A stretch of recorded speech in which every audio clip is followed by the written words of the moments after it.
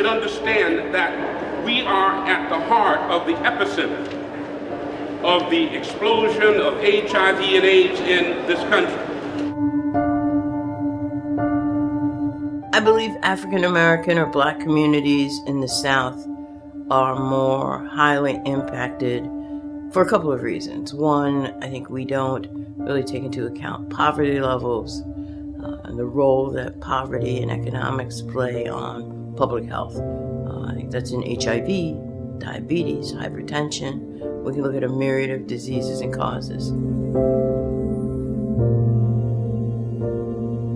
We have a lot to do in the South when it comes to protecting the rights of marginalized communities, of giving folks access to health care. You have criminalization. You have southern states that are passing religious laws that are allowing people to deny people access to services, whether that is psychosocial, mental, whether it is reproductive justice, which is something that we don't talk about enough in HIV. If you were to overlay a map that showed where new cases of HIV were still on the rise, and you overlaid that with the states in the South that didn't expand Medicaid, they would almost fit perfectly. This is where policy definitely has a direct correlation with what's happening on the ground. The medical model has taken over again, where we're content with people coming in after they've already been infected.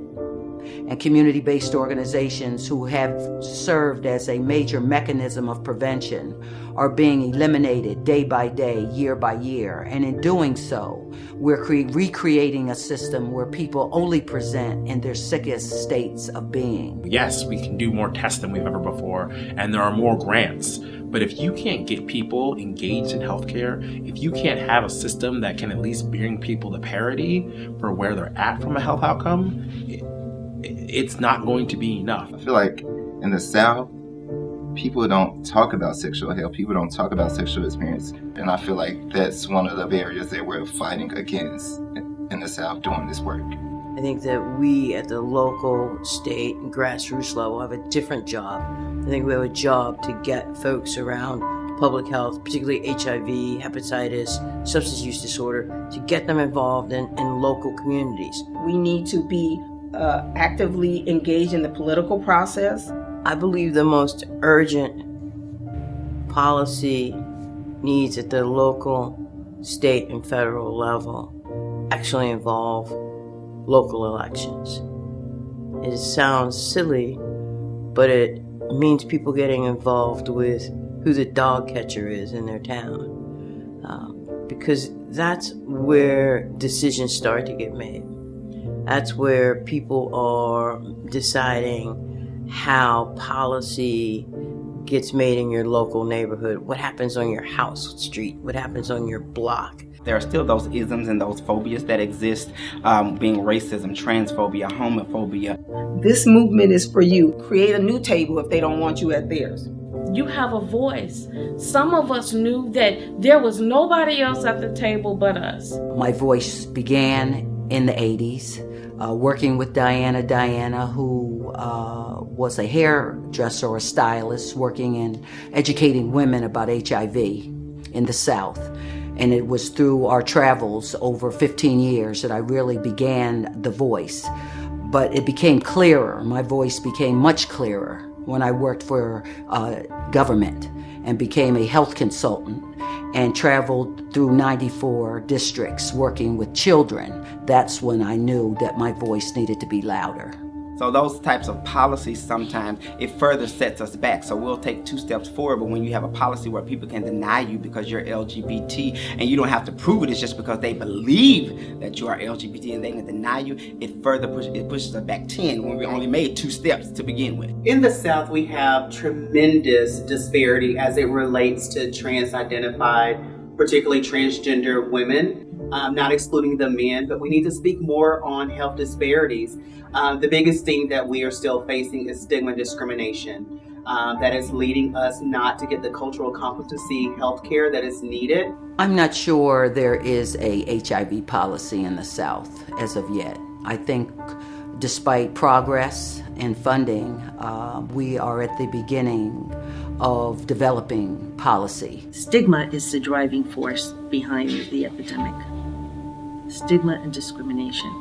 It has been a consistent that HIV has somehow been a moral issue and not a health issue. This is a cost containment issue, that this is a human rights issue. I think this is a human rights issue. I think it's a social justice issue. And last but definitely not least, it's a racial justice issue. Stigma around just talking about sex, whether that's in the school, whether that's in your church, whether that's even in your own home. I think that we're still working against that pendulum, like to swing it like, okay, this is a health issue. This is about people who have lives who need to be nurtured.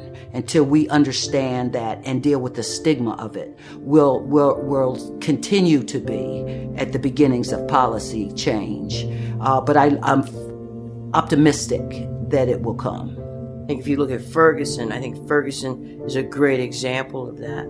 That uprising in Ferguson was about the death of a person or an injustice. But the truth of the matter is that it really kind of opened our eyes to what was happening at the local level that would allowed that to occur. I think the same thing's true in public health. It's not going to be anybody who comes to save us. We're also clear about that. It's going to be you all that in this epidemic. It's going to be you all that create the plan. So I first like to talk about the resilience and the strength that it takes to actually be a Southerner. We each have something to give, and I think far too often what we do is that we go off and we work in our silos or we work on our projects. But I think that the only way we actually get to the end of an epidemic, particularly in the African American community, is that we have to work together. We have to bring our networks together. You know, if you learn those policies and know what's acceptable, what's not, know what you can do and what you can't do, then it's easier on you. We need leaders who look like us, who represent us, and who have a connection to us. We need to be at the table of the decision making. We need to be at the table of anything that is going to be detrimental to our community, that's going to keep it alive. I believe that working together with organizations such as the Southern Black Policy and Advocacy Network, we can come together to actually address these issues on a broader scale.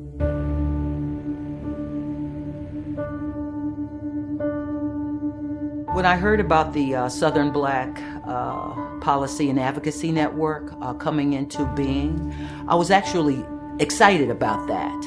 I do think that as long as this epidemic continues to be one of color, particularly in the South, one that severely impacts Black communities, that there is a critical need for us to mobilize ourselves, for people from different fractions of community in the South to come together. And I see that new policy group, which I'm proud to be part of. So now we're passing the torch on to this next generation of Black leaders who are more than capable, more than qualified, and more than committed to do it.